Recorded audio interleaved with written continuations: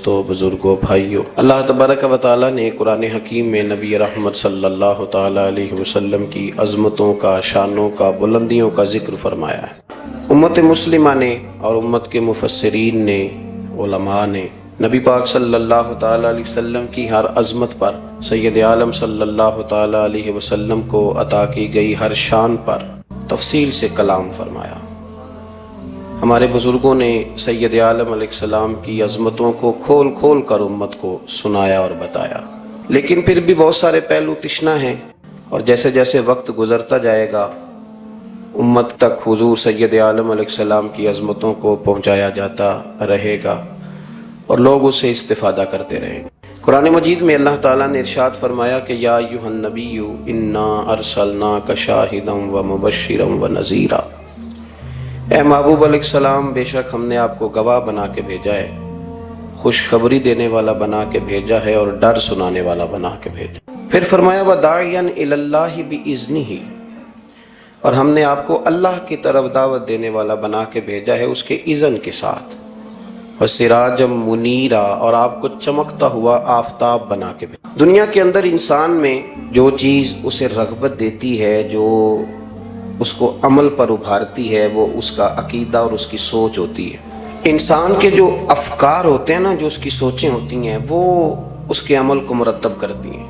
انسان کا جس طرح کا نظریہ ہوتا ہے، پھر وہ زندگی میں عمل بھی اسی طرح کے کرتا ہے، لوگوں کے بیچ رہ کے وہ وقت بھی اسی طرح ہی گزارتا ہے۔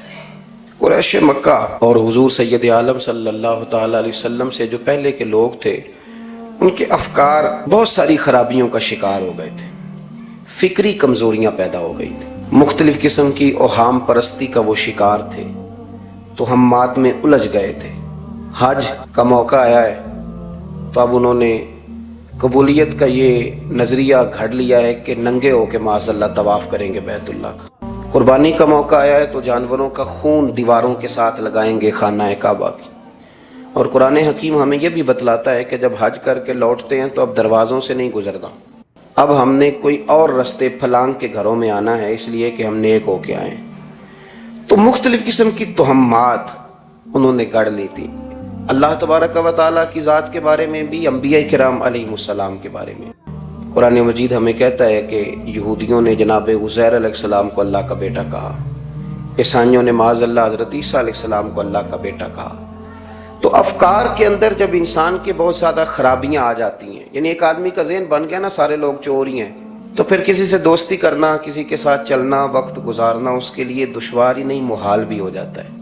اور اگر انسان محسوس کرنے لگتا ہے نا کہ یار نہیں، ایسا نہیں ہے، یہ میرے رسول کریم کی امت ہے، اور حضور علیہ السلام نے فرمایا میری امت کبھی گمراہی پر جمع نہیں ہوگی، تو امت میں خیر ہے، ہمیں خیر کو تلاش کرنا چاہیے۔ پھر انسان آہستہ آہستہ نرم ہونے لگتا ہے، لوگوں کو گنجائش دینے لگتا ہے، اور ان کی باتوں کو، ان کی کمزوریوں پر وہ استدلال کرتا ہے کہ یہاں کمزور پڑ گئے ہوں گے، یہاں یہ مسئلہ ہو گیا ہوگا۔ وہ کسی نے کہا تھا کہ جانے کس عمر میں جائے گی یہ عادت میری، روٹنا اس سے تو اوروں سے الجھتے پھرنا۔ کئی دفعہ یوں بھی ہوتا ہے۔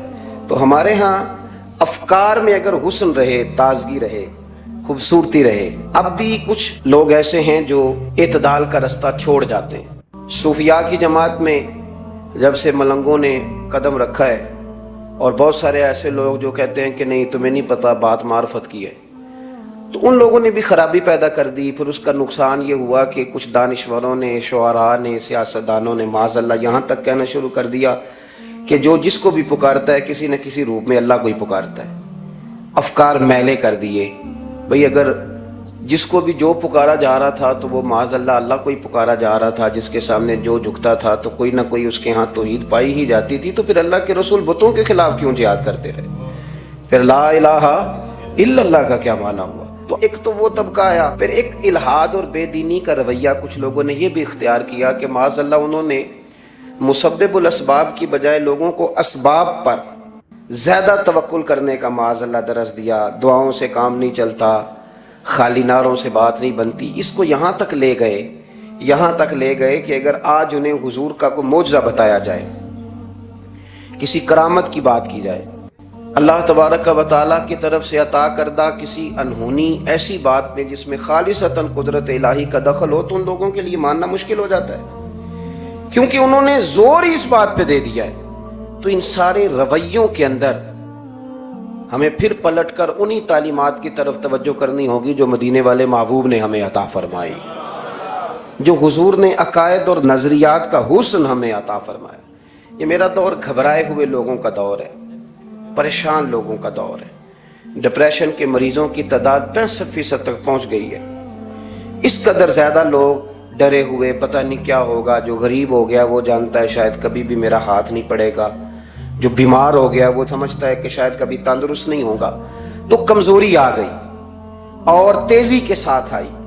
ٹی وی پہ بیٹھے لوگوں نے بھی کمزور کیا۔ پھر ایک تعویذ دھاگے والے تھے، انہوں نے بھی کہہ دیا تینوں کسی نے کچھ کیتا ہے۔ وہ بھئی کنے کیتا ہے؟ کہندا ہے مینوں حکم ہی نہیں، مینوں تے شرارت دا حکم سی وہ میں کر چھڑی، تینوں کسی نے کچھ ہے۔ اب تو سوچتا رہ، جتنے تیرے دشمن ہیں تو ان کی لسٹ بنا لے۔ تو شرارتیں ہوئیں، لوگ کمزور ہوئے، افکار کے اندر کمزوری آئی۔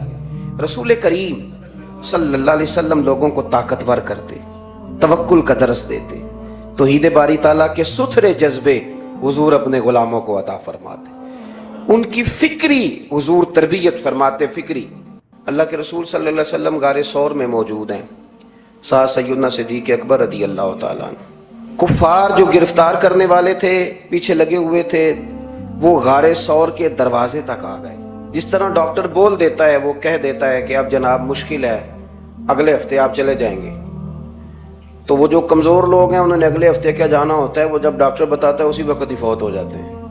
وہ کہتے ہیں اگلا ہفتہ تو لیٹ ہے، اسی وقت ہی سمیٹ لیتے ہیں سامان سفر۔ اور کچھ لوگ ایسے تھے، ڈاکٹر نے کہا کہ جناب آپ کی رپورٹس بتاتی ہیں کہ آپ بہت جلدی چلے جائیں گے، تو انہوں نے کہا جناب آپ جو کہہ رہے ہیں اپنے علم کے مطابق کہہ رہے ہیں، پر ہونا تو وہ ہے جو میرا رب کریم چاہے گا۔ یہ وہ جذبات ہیں جو ہمیں رسول کریم علیہ السلام نے عطا فرمائے۔ دیکھو حضرت ابوبکر صدیق رضی اللہ تعالیٰ عنہ کے ساتھ حضور غار ثور میں موجود ہے۔ کفار جو گرفتار کرنے والے ہیں وہ دروازے تک آ گئے، بالکل دروازے تک۔ جناب صدیق اکبر رضی اللہ تعالیٰ عنہ ان کو دیکھ کر تھوڑا سا گھبرائے، اپنے لیے نہیں، ذات مصطفیٰ کے لیے گھبرائے، کہیں حضور کو کوئی تکلیف نہ پہنچ جائے، تھوڑا گھبرائے۔ یا رسول اللہ وہ تو قریب آ گئے، اور اگر انہوں نے پیروں کی جانب جھک کر دیکھا تو وہ تو ہمیں دیکھ لیں گے۔ بالکل سرانے پہنچ گئے، یہ آ گئے، کھڑے ہو گئے، اور درمیان میں پردہ کیا ہے؟ مکڑی کا جالا، اور مکڑی کا جالا پھونک سے بھی اڑ جاتا ہے، تو مکڑی کا جالا بیچ میں۔ حضور وہ تو پہنچ گئے، ذرا جھک کر کے دیکھیں گے تو وہ تو ہمیں پکڑ لیں گے۔ اب یہ وقت تربیت ہے، اور وہ تربیت جو محبوب نے اپنے اس عظیم صحابی کی فرمائی، اس تربیت کو میرے رب کریم نے قرآن مجید میں بیان فرمایا۔ حضور فرماتے ہیں، رب فرماتا ہے کہ فرمایا محبوب نے، فرمایا لا تحزن، ابو بکر گھبرانا۔ یہ ایک موقع ہوتا ہے جب انسان کو گھیر لیتی ہیں مشکلات چاروں جانب سے، اور جو بھی آتا ہے وہ اسے مایوس ہی کرتا ہے، لیکن حالات کے سہمے ہوئے لوگوں کو بتا دو حالات بدل جاتے ہیں، ایک جیسے نہیں رہتے۔ کہا لا تحزن، ابو بکر گھبرانا، کیوں؟ ہماری فوجیں آ کے انہیں پکڑ لیں گی، یا اندر ہمارے پاس کوئی ایسا اسلحہ موجود ہے کہ ہم ان پر چھوڑ دیں گے تو یہ مر جائیں گے۔ لا تحزن، ابو بکر گھبرائیے مت۔ کیوں نہ گھبرائیے؟ اس لیے کہ ان اللہ معنا، بے شک اللہ ہمارے ساتھ ہے۔ جن کے ساتھ رب ہو انہیں گھبرانا نہیں چاہیے۔ انہیں گھبرانا، یہ جو مسلح کی قوت ہوتی ہے، یہ دعا کی طاقت ہوتی ہے، دعا صلاح المومن، یہ جو قوت ہوتی ہے انسان کے پاس، یہ جو اس کے پاس ہتھیار ہوتا ہے کہ آج رات منا لوں گا میرا رب کرم فرما دے گا، یہ جو اس کے پاس قوت ہوتی ہے یہ اسے کمزور نہیں پڑنے دیتی، اسے طاقتور رکھتی۔ تو حضور نے افکار کے اندر یہ حسن پیدا کیا، لوگوں کو بتلایا کہ بجائے اس کے کہ تم کوئی چور رستہ تلاش کرو، کوئی سیاست کرنے کی کوشش کرو، تم کوئی ایسی راہ اختیار کرو جو تمہیں محسوس ہو کہ درست نہیں ہے، اس رستے نہ چلو، بلکہ تم اپنے رب کو منانے والے رستے پہ چلو۔ اور ترمذی شریف میں حدیث ہے، حضرت انس بن مالک رضی اللہ تعالیٰ عنہ فرمانے لگے کہ کریم محبوب علیہ السلام فرماتے ہیں کہ اپنے دکھڑے دنیا داروں کو نہ بتانا، सेठों, नवाबों, चौधरियों चापलूसी करने की ज़रूरत कोई नहीं। अपने दुखड़े दुनियादारों को ना बताना, वरना अल्लाह तुम्हें कभी गनी नहीं फरमाएगा। फरमाया अपने दुख अपने रब करीम की बारगाह में अर्ज करना, जल्दी या देर से अल्लाह तुम्हें लोगों से बेनियाज कर देगा। तरबियत फरमाई। हम लोगों ने तेजी से अपने आप को कमज़ोर किया है। तवज्जो का मरकज़ दुनियादार। वो अकबर अलाहाबादी ने कहा था कि मुसीबत में भी अब याद खुदा हमको नहीं आती, दुआ मुंह से न निकली, जेबों से अर्जियां निकली। अब भी ना लोग दरखास्तें जमा कराते हैं, दुआएं नहीं करते। तो भाई एक तो ये कि तौहीद बारी ताला के बारे में असल नजरियात, अफकार का हुस्न, पाकीज़गी और आपका अपने रब की जानिब पूरा तवज्जो करना। हमारे यहाँ अब तो खैर करामतें फेसबुक पे आती हैं और लोग उसका सवाल भी बड़ा तगड़ा करके करते हैं। और जो बच्चे छोटे मोटे हमारी तरह तालिब इल्म होते हैं, कुछ किताबें पढ़ने वाले दीन के, वो कई दफ़ा उलझ जाते हैं कि अब इसको टैली कैसे करें, साथ कैसे जोड़ें। ऐसी करामतें और करामत बयान करना भी लोगों ने जिम्मेदारी समझ लिया है। हालांकि जेड़े महरम राज हकीकत दे वो ते राज हकीकत खोल दे ही नहीं। ये जिन्ना वेख्या नहीं वो करन गल्लां, जिन्ना वेख लिया वो ते बोल दे ही नहीं, तो बात ही नहीं करते। तो करामत ना जोड़ जाड़ के ना कहीं फिट की जाती है। आपको बुखारी मुस्लिम में हदीस मिलेगी, कोई भी ऐसी ओहाम परस्ती, कोई भी ऐसा नजरिया, कोई भी ऐसी बात जो ज़हन को मुंतशिर करे, यानी अभी तक लोग कह देते हैं हमारे कि वो काली बिल्ली रास्ता काट गई थी। तो मामला बड़ा, मैं मुल्तान शरीफ पहुंचा तो मुझे वहाँ एक मेरे संगी कहने लगे, बड़ा पुराना उनसे रब्त है, कहने लगे कि मैंने आज ना तजर्बा किया है, वैसे वाकई काली बिल्ली रास्ता काटी है तो मुश्किल हो गई है। मैंने उन्हें कहा कि आपका तजर्बा सजदा साहब का मोहताज है, आपको दोबारा से तजर्बा करना चाहिए। खुदा के बंदे, काली बिल्ली रास्ता काट जाए तो मुश्किल होती है, तो मेरा तो सारे रास्ते, कई काली गाड़ियाँ रास्ता काट गई। अब क्या किया जाए? ये कमज़ोरी है। अफकार में कमज़ोरी नहीं पैदा करें, कच्चापन ना पैदा करें, आप मजबूती लाएं। बुखारी मुस्लिम में आपको हदीस मिलेगी, सरवर कायनात अलैहिस्सलाम के साहिबजादे जनाब इब्राहीम अलैहिस्सलाम विसाल फरमा गए और कैफियत ये थी कि उन्होंने हुजूर की मुकद्दस गोद में आखिरी सांस लिया। दाढ़ी मुबारक महबूब की आंसुओं से भर गई। हज़रत अनस कहते हैं, अर्ज़ की या रसूलल्लाह आप भी आंसू बहाते हैं?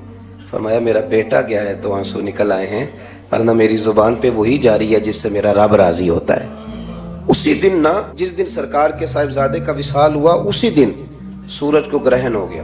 कुछ लोगों ने बात जोड़ दी, कहने लगे कि आज चूंकि हुजूर सैयद आलम अलैहिस्सलाम के साहिबजादे का विसाल हो गया तो आज देखो सूरज को भी ग्रहण हो गया। बात जोड़ दी। गम की कैफियत थी, सरकार की मुकद्दस दाढ़ी आंसुओं से भरी हुई थी, हालात का तकाजा और उसकी समत कुछ और थी। हुजूर ने जुमे का इंतजार नहीं फरमाया, फरमाया बुलाओ लोगों को मस्जिद में। लोग जमा हो गए और सहाबा फरमाते हैं हमारे ख्याल में ये था कि ये मौका नहीं था। आज न जिहाद के लिए हुक्म आना है, किस मकसद के लिए हुजूर ने तलब फरमाया, लेकिन जब हम गए, इतना जरूरी काम है नजरियात का साफ होना। अल्लाह के महबूब ने लोगों को उसी दिन बुला के फरमाया, लोगों सुनो, सूरज और चांद को जब ग्रहण लगे तो इस्तिगफार पढ़ा करो, तस्बीहात किया करो, नवाफल अदा किया करो, अल्लाह के हुजूर हाजिर हुआ करो। फरमाया ये सूरज और चांद को जब ग्रहण लगे तो ये अल्लाह की निशानियों में से निशानी होता है। किसी बंदे के दुनिया से जाने का इसके साथ कोई ताल्लुक नहीं। तुमने अपने जहन को ठीक रखना है, अफकार को ठीक रखना, किसी भी किस्म की तुमने ओहाम परस्ती का शिकार नहीं हो। मजबूत रहें, मजबूत रहें। उठ बांध कमर क्यों डरता है, फिर देखो खुदा क्या करता है। आप मजबूत रहें। जब मजबूत रहेंगे तो इंशाअल्लाह तवानाई अल्लाह की तरफ से अता कर दी जाएगी। दूसरी बात, नबी पाक सल्लल्लाहु ताला अलैहि वसल्लम ने ना तमाम अंबिया किराम अलैहिमुस्सलाम के बारे में लोगों के जहनों की इस्लाह की।